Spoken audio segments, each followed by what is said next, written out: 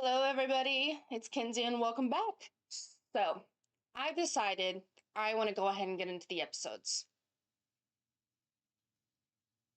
Don't shoot me, but some of you wanted me to get through another album, but I really want to get into this. So, this is going to be the first episode, and then on Thursday, I'm going to do another one. So, I think I just had a bit of an Australian accent. I kind of like it. Anyways.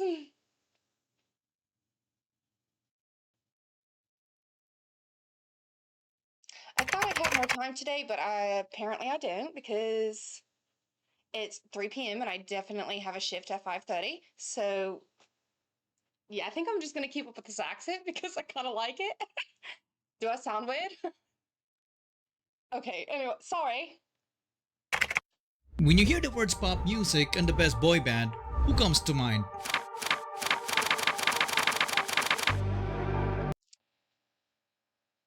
This is a hard question because, to be honest, currently today it would be the SB19, but in the past I was really obsessed with some of the male groups, but it wasn't any of like the BTS and whatnot. I do like BTS, but I really liked Madtown, and oh no, there was another one that I really liked. Oh well. What if I told you that the most overlooked boy group in our generation might be these guys? What was that? Are those the boys? They look so different. They're like little babies. In the last 6 years, these guys turned a small Korean entertainment company into a company that produced the greatest P-pop group ever. Are you proud of SB19? And you don't accomplish that without making a few enemies. K-pop. And if any of you know, I don't have a lot of male groups on my channel because I am very girl biased. But I am very obsessed with this group. I'm so excited to we're only 30. I just keep talking. I'm so sorry. I just need to quit talking. Lima pala sila. K-papangit. Some of them coming from unexpected places. Pinoy ba daw? Parang may ginaya rin. But behind the group Just in case, let me go ahead and put this on. are 5 driven men who were about to transform what was once a laughingstock genre in music into the fastest growing genre of the world. Ever since we had this goal, and not just for us, but for the entire industry. Feeling ko hindi pa natin nakukuha yung recognition na dapat para sa atin. Between disbanding before they even debuted, all hope is lost parang nung time na yun. Becoming industry outcasts and getting bashed by their own countrymen. Sana magkaroon tayo ng grupo na hindi naman mga kataasan ng tangos ng ilong. Para talagang original. Oo. The rise of SB19 may not be the greatest Filipino success story ever. Maganda kasi yung revenge kasi talaga yung success na ipapakita mo sa mga hindi naniniwala. Tama yan. But it certainly is the most inspiring one. 1, 2, 3!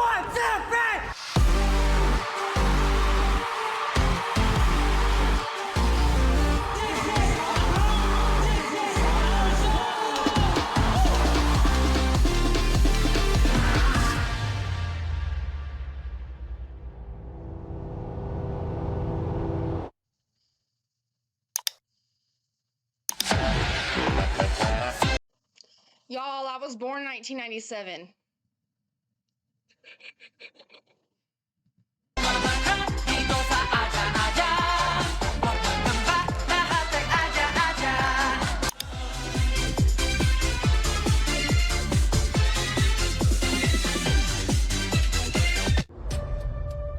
This is called Triple, a group of talented performers and comedians from Korea you've probably never heard of. They were formed back in 1994 when the word K-pop hasn't even been invented. In 2002, one of the members made the biggest mistake of his life, which will change the entire course of P-pop history.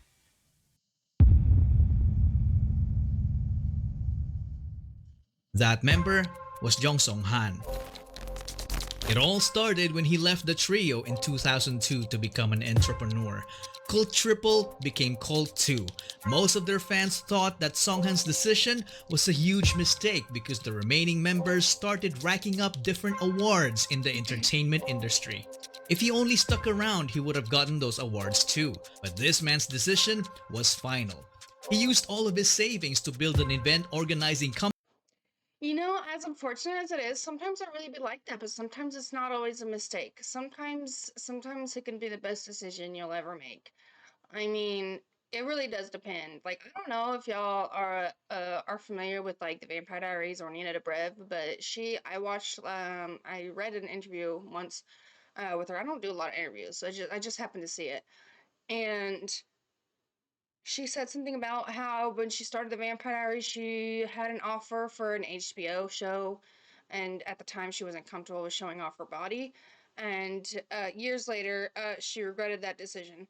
However, I don't know because the Vampire Diaries has made her. I mean, what she is. I don't know if she'd be in the same spot. Who knows? But she did fantastic in her roles. So, I don't. I mean, you know. Company called ShowBT Entertainment. Today we know him as Tatang Robin. Fast forward to 2015. The fight of the century just happened. One Direction's Drag Me Down was all over the radio, and Big Bang was the biggest K-pop boy group, while P-pop has top one. Oh, I forgot about Big Bang. I really did like them. I didn't listen. I wasn't quite obsessed with them, but I did really like G-Dragon. And a few of their songs. They were really good. Back in the day, there was a lot of groups that were like fantastic that I'm sad they aren't around anymore. But that, I mean, but that they left room and, for the next generations, and they are doing fantastic. I mean, it's like Girls' Generation paved the way for like almost everybody. So it just kind of be like that. I mean, along with 21 and Miss A and all kinds of groups. I mean, without them, we probably wouldn't have what we have today. One project. Chances are you have never heard of them. But somewhere in Makati, Philippines, an audition was held. Tatang Robin was looking for young talents who would be part of the package of their service as an event organizers. Talents who can perform on their own but can also serve as backup dancers and singers to their main performers. One of the main attractions of the SATA audition was if you're good enough, you might just debut as a member of ShowBT's first ever P-pop group to undergo a Korean-style training. Filipinos don't get opportunities like that so often. I love that because even like XG, they're Japanese and they went through the Korean training. Yes, Korean training can be extremely grueling, but they are very talented artists for a reason because they really stick to it. That's why I love these cultures, with the all around the Asian cultures. I mean, they just work so hard. Then you have Americans, and we're just quite lazy. It's probably why I don't listen to them quite often. I just feel like some Americans are very talented. I listen to a lot of very talented people, but it's just like, I don't know. I very much enjoy like the groups because there's just so much to look at and so much to know, and it's just like a breath of fresh air. So hundreds of talents applied, but only 30 made it as trainees. They were initially called the ShowBT Musical Gala Team, but then later dubbed as Nara, which in Korean means country and also happens to be the national tree of the Philippines. If you're a fan who is deep into the P-pop scene, you would recognize some of the future P-pop stars, but one of the most notable ones is this guy. On the first day of training, one guy stood out because he was just alone standing awkwardly in the corner. Nung una, ang weird niya po, nagsasalita mag-isa. He was facing the wall and making hand gestures as if he was rapping in front of it. Nakatayo siya sa gilid. Biglang gagano. Sabi ko, anong ginagawa na? Nagre-ritual ba ito sa gilid? That guy was John Paulo Nasa. He always To see them so young is so weird. It's so weird. It's so weird. Oh, they just look so different. Like Paolo just looks so skinny. I don't need this look so small compared to these days. Wanted to be a performer. As a young dreamer, he joined several competitions as a soloist and also as a member of the K-pop dance cover group called PHP. In training, he was the guy who shows up early and leaves late despite juggling a full-time job as a data analyst to help provide for his family. He was selected due to his undeniable diligence and leadership qualities. He is known to have critically acclaimed songwriting ability. I get so annoyed every single day because people do not know how to text me. They just keep calling and calling and calling and calling. They never text me first. Like, I'm busy. I'm doing things. And then they get impatient. They get really mad. People get really mad when you don't answer their freaking calls. Like, it's just... Sorry. Excuse me for complaining. I'm having a day, obviously, right now. I need to get back into this. But I gotta text this person really quick, and I don't want to miss anything. I'm doing... reaction. Call you after.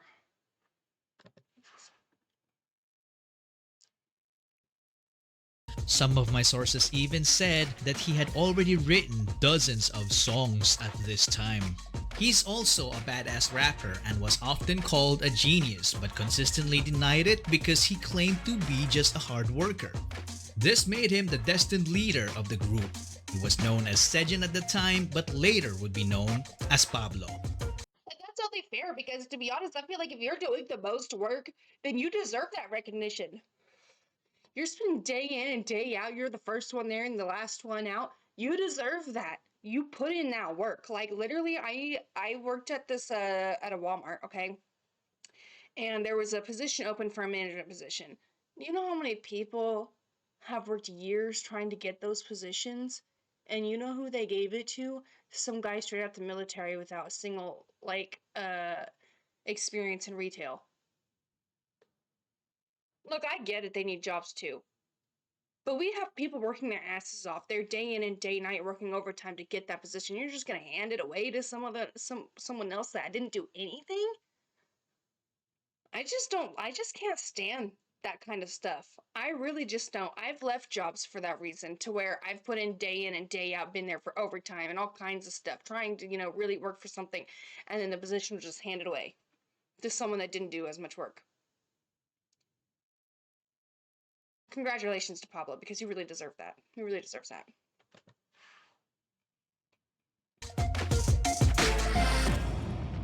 "30 trainees are a lot of trainees. It would take a very observant person with an eye for talent to notice Pablo in that corner. So who was that observant person with an eye for talent? Well, he was also a trainee. Stell Ahero. He was only a kid when he started competing as a performer. As a dancer, he racked up win after win on a national level with his school crew and became their official choreographer, teaching crewmates 2 to 3 years older than him. He later joined a dance crew called Seon and went on to win international titles. Stell obviously worked so hard. Amidst his studies and competitions, he also worked part-time as a McDonald's service crew and teaching dance to kids with special needs. There was a point that he worked too hard that he wound up in the hospital. His poor health caused him to lose his earnings and nearly his life.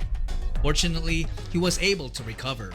This made him the obvious choice to become the choreographer of the group. But little did they know that dancing wasn't his only talent. As a kid, he joined the school choir to become the only male soprano and only improved as he gotten older. He easily became the main heavenly voice of the group because his vocals were just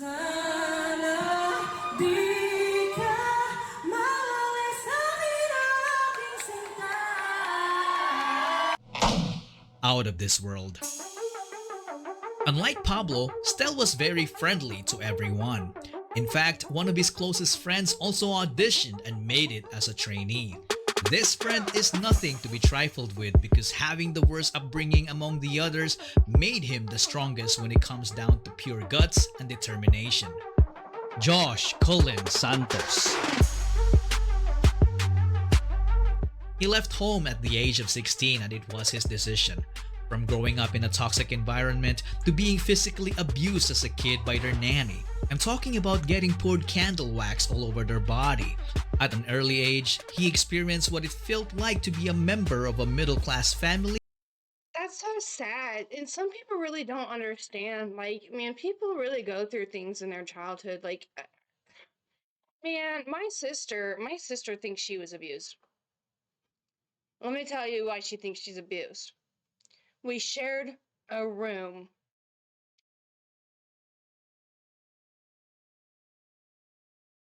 That was mostly the reason, because we shared a room. We had to share rooms. Apparently, it's child abuse when you have to share rooms. Fucking utterly ridiculous and utter nonsense. She doesn't understand what true abuse really is. She hasn't heard apparently she hasn't heard the stories of my parents. Both my parents were actually severely abused. My mom and my dad, I want to share their story because that's their personal stories, but they really went through some shit as kids. It's utterly disrespectful to say you're abused because you had to share a room. Or things like my dad, now he didn't do it often, but my dad made sure to put the fear of God in us. Or the fear of him in us. My dad is God. But like he popped us in the mouth a few times for having, a smart mouth. Never did he once make us bleed, knock our teeth out, give us a bruise, knock us out till we were, sleeping. There never once. Yes, we had a Switch. No, he did not use it that often. I think I maybe had like the Switch once or twice in my entire life, and I must have been doing something really, really bad. So, because my dad was very much like he was very much abused as a kid. He didn't want to be that way, So the only time we really got hit or anything like disciplined that way is when it was really, really, really, really bad. Otherwise, our tablets or we didn't have tablets. Who am I kidding? We were so young. PS2 privileges, TV privileges, those are all gone. I mean, you were stuck reading a freaking book, writing sentences, standing in a corner, sitting in a corner. I mean, things like that. That was the ways that my dad would punish us, and they definitely worked half the time. But yeah, like it's just ridiculous. Or sometimes, where my dad raised all girls, so he'd come over and he'd just like lightly punch us in the arm. My dad could easily knock us out, or even nudge us, like push us. Never once did we stumble. It was never that hard. Like, again, no bruises, nothing of that nature. He just wanted to make sure, we're tough, because the world is tough. And I respected that about him. I still respect that about him. I mean, so yeah, I feel like there's a lot worse out there. There's a lot worse. It's not. Sometimes it's just not that bad. I looked at my childhood and I thought that it was real bad. Now that I've turned into an adult and I've understood that there are other people going through things like that, and other things, rape, trafficking, drugs, all kinds of stuff. It's not that bad. Mine wasn't that bad. I actually had a really great childhood compared to a lot of freaking people. So I have to, take it with a grain of salt. Be proud. Thankful. That shit happens. Sorry, this might be a long one. I like to talk. Sorry, guys.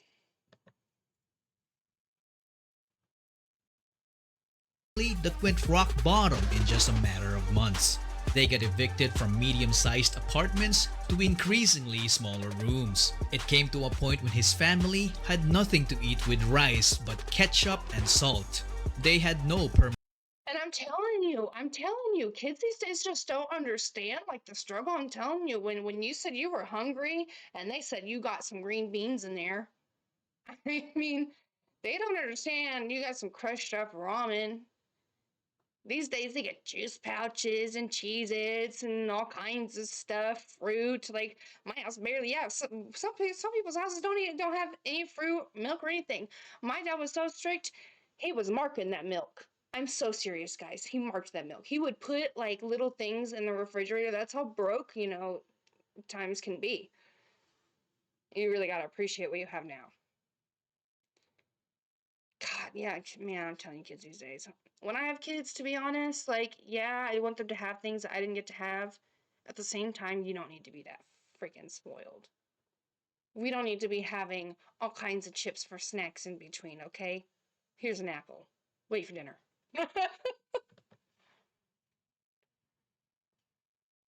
Permanent address. Because of that, Josh and his sister dropped out of school multiple times, so they got bullied at school for being repeaters. Sometimes he would even get into fist fights for defending her. Josh had enough of this, so he decided to leave to become independent and started working as an internet cafe attendant. Using his own income, he took the alternative learning system to attain his high school degree. He initially had no background in performing.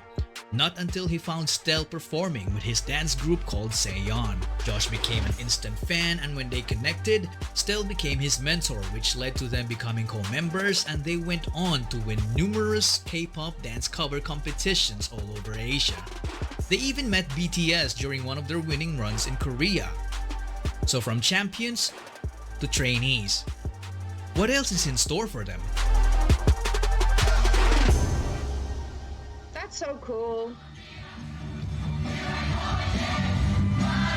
It's like they're all just super connected, even like before training days. I love that. I love that. Like, they're like legitimate friends. That's what's up. That's what's up.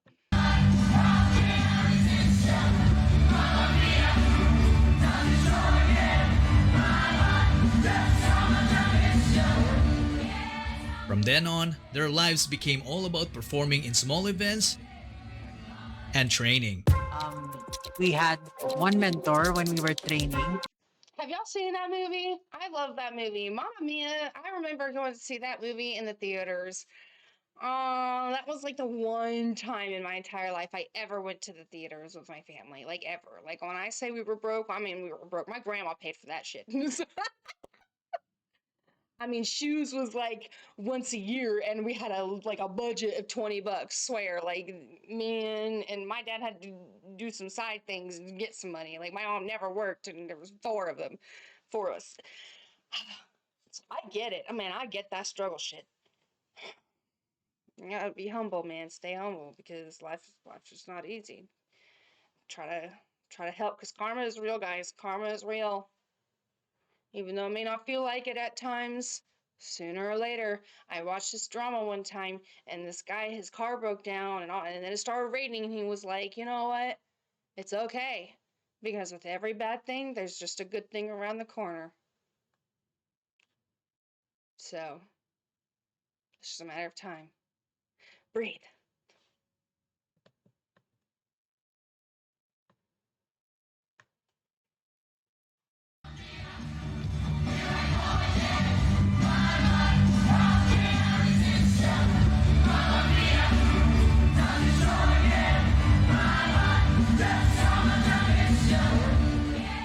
From then on, their lives became all about performing in small events and training.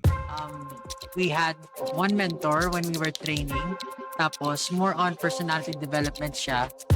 Tapos, presenting ourselves on stage. We had no idea that the Korean-style training they went through Hey, but like,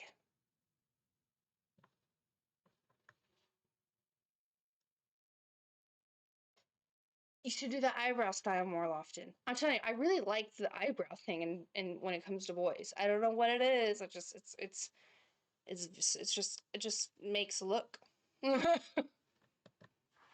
Ourselves on stage. We had no idea that the Korean-style training they went through It's far from what they've been doing sa Korea. was nothing but a mere marketing strategy. But yung skill-wise, parang ganun. We were left on our own.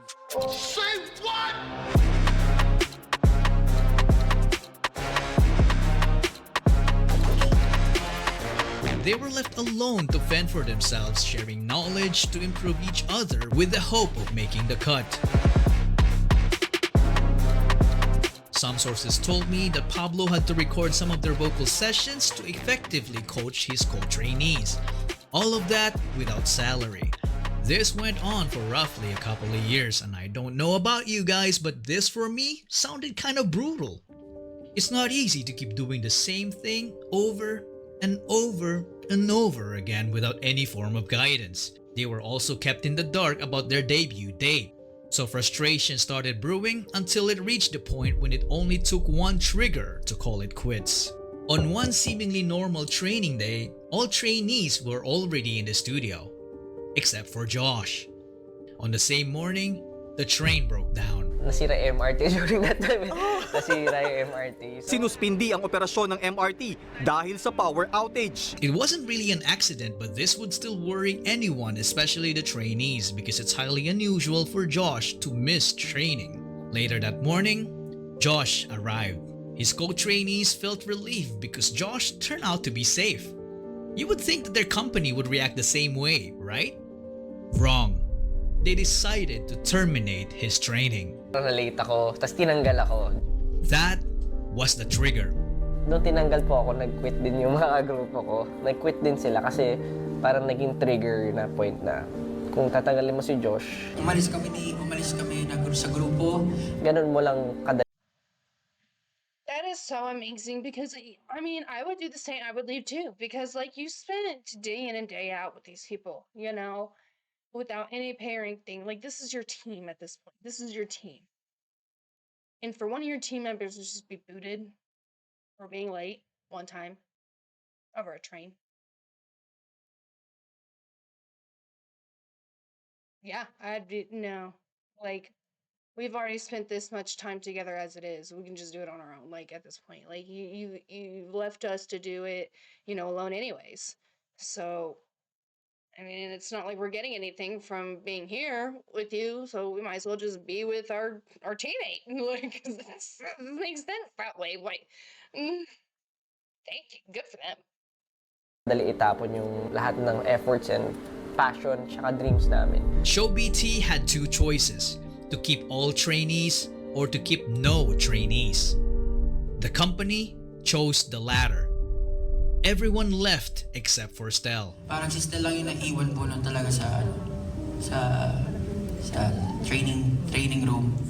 Tapos talagang down na down lahat. Si Stell natira kasi doon during that time. Stell set aside all his frustration and remained focused on his goal, while Pablo was devastated. All hope is lost parang nung time na yun. In Josh's case, we can only imagine the pain he must have felt to have been booted out of his dreams. Days passed, everyone still feeling down about that incident. Then Pablo's phone receives a message. Brother, walik ka na, brother. It was Josh. Out of all the trainees, the guy that got sent packing was the same guy who actively convinced everyone to continue chasing their dreams. Perhaps this was the sheer guts and Because he had already gotten out. Man, I really feel for this guy. Like he worked so hard and to be booted out, like you can't just give up that easily. Like you've worked so hard to go that far. You have to keep going. There's no other way. I mean, you have to. Otherwise, what's the point? Like, what was all that work for? It can't be for nothing. I want to cry right now. I can feel the tears forming. determination from his life experiences in full display. Pablo hurried back to the studio to find Stell alone. But not for long. Josh came back next and took the initiative to convince the company to have them back. Pumunta lang po ako doon at syempre kung kailangan na makiusap. So back to training, they went. Hindi na lang magkahiwalay ng grupo pero bumalik sila kasi hindi nila ako inuwan. There was only 3 of them for a while. Then a few other trainees started coming back. So ShowBT put together a talent workshop to get more talents to keep the business going. This was batch 1. This was batch 2. Target locked. Justin De Dios. He got scouted right away because he was a very good-looking guy and already was a decent singer and dancer. When he joined, he immediately saw a familiar face in Josh. You You look familiar. As do you. Apparently, Josh told Justin about the workshop because the two already had a stint performing together in a dance cover group called Zero to Hero. So Justin as well wasn't new in the world of performing. He auditioned to be a part of the televised Pinoy boy band Superstar, but he didn't even make it to the live auditions. Perhaps it was fate. That group is Do you see? This is what I'm talking about. With every bad thing comes a good thing. Like, you just have to be patient. Like, that may just not have been meant for you, you know? And that's okay, because then this happened. And that's what was, meant to be. Ugh. Just perfect example. Just perfect example. I can't wait to figure out how Pablo, ended up forming his own company and whatnot. Damn, Stell had to be the one. He was the only one that was left behind. That's crazy. But good for Josh for speaking up and sometimes as much as you don't want to or you over your pride. I mean, to get somewhere you have to go. You have to bend a little first. I mean, it just kind of is what it is. And he didn't want to give up. And if you have to beg, to continue your dream, it's only temporary. I mean, you'll get out of it eventually, and that's okay. I mean, everybody has to start somewhere.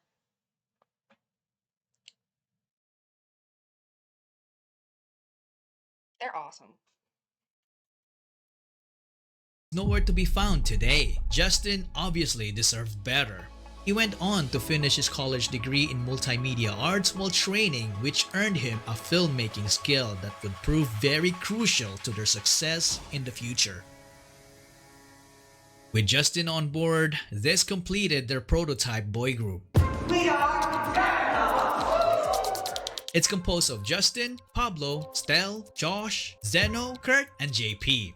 They did multiple test runs leading up to their entry to Pinoy K-pop Star 2017. They performed B-Day by Icon in an epic fashion, but they didn't win. At this point, ShowBT seemed to have hit a roadblock. The group felt like something was missing. I don't exactly know what happened to Zeno, Kurt, and JP. They either quit or I do know what was missing though. We all know what was missing. Yeah, that was Ken. When's Ken coming in the picture? Yeah. That's who they're missing. T felt the need to let go of them and get someone who could take this already great group of guys and push them to achieve the next level. The extraordinary level. This year's in the making project of ShowBT needed to reach its peak. So they started the online auditions.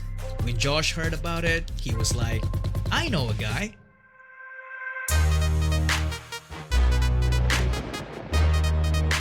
I'm telling you, they're just like all connected. They just all know each other in some way, shape, or form. Someone knows each other. I like that they've all friends with someone. They didn't all just meet as trainee. That's awesome. That's why they're such a good group. They just have that bond. The guy he was talking about was a pain in his butt because their groups have clashed multiple times in their early dance competitions and their battles were always neck and neck. That guy's name was Philip John Suson. He was such a specimen. He was so naturally gifted that excelling in sports looked like a walk in the park for him. He grew up in the church under the care of his grandparents. He was an artistic kid, so he was active as an editorial cartoonist in school. Nobody taught him how to play musical instruments. He taught himself by just listening to the music, so he ended up becoming a southpaw guitarist, but he later then fixed it as he learned more. He was also a gifted singer as a kid. Every time there was a family gathering, he was always forced to sing karaoke by his relatives. But when he hit puberty, he lost confidence in his voice because he could no longer hit high notes. But his confidence came back after being mentored by Pablo, who taught him how to harness his unique low voice that seemingly sounds like it came from the underworld. Hey. No rush, I can do this all day. No rush. When you mentality like all that. Mama. When it comes to dance, Man, even like Yuki. Oh my God, Uki. Uki. I think it's Uki, not Yuki. I always want to say Yuki. But Uki of Idol, she also has such a deep voice, and Soyeon has really helped her like own that, because a lot of people apparently like down deeper vocals, but like I genuinely really enjoy it. I think it's different. It really adds a zest to, a group. I love deep vocals. Like I can't express that enough. Um I would love to see them do a song. Oh gosh. he didn't know he could do it until he was forced to in order to get good grades during their school intramurals. After discovering dance, he transformed from a guy who didn't know it to someone who can fly. Because of his raw talent, he ended up teaching dance to the entire school and continued on to join the dance group called Amigo 7, a would-be rival of Josh and Stell's crew, Seon. It quickly became a reverse if you can't beat them, then join them kind of deal. So Josh recruited Ken. But there was a problem. He was hundreds of islands away and didn't have the money. What did Josh do? He shelled out for his plane ticket. With nothing else to lose, Philip went and left his previous life in the countryside. He then trained with the boys and officially debuted with them as Ken, the main dancer, the bass vocalist, and the lead rapper of the group. One thing to note is that they were an unlikely bunch because they wouldn't have met each other if Tatang Robin stayed with his already successful group in Korea. Justin didn't make it in his first audition, so he almost didn't try again until Josh told him to do so. And Ken wouldn't even have the opportunity to join if the ShowBT trainees didn't come back after that quitting incident. And that, ladies and gentlemen, is the butterfly effect.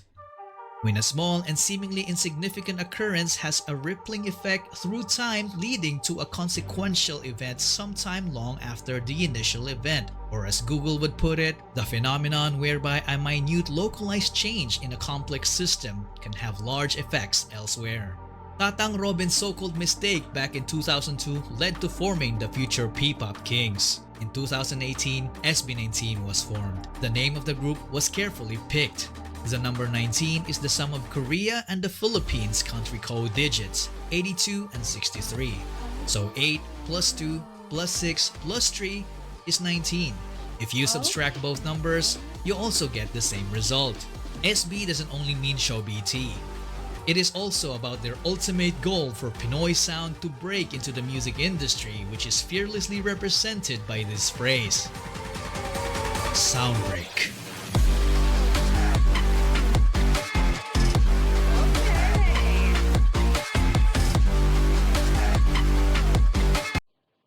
Okay, I like that. Soundbreak and that makes sense. I love math. I love that. This was so good to watch. I'm so glad that I watched it. Wow. This was amazing. Thank you guys. I got to know each and every one of them, exactly how they met and everything. That is like this is I that is the butterfly. That is a true butterfly effect. It's awesome. I'm telling you. A whole bunch of back can lead to something grand, down the line. You just never know, man. I'm awesome. Okay, I'm gonna end it here. And I will see you guys in the next one. Um, I will post. I will do a song tonight when I get done with my shift. Yeah, just some more. Gonna do.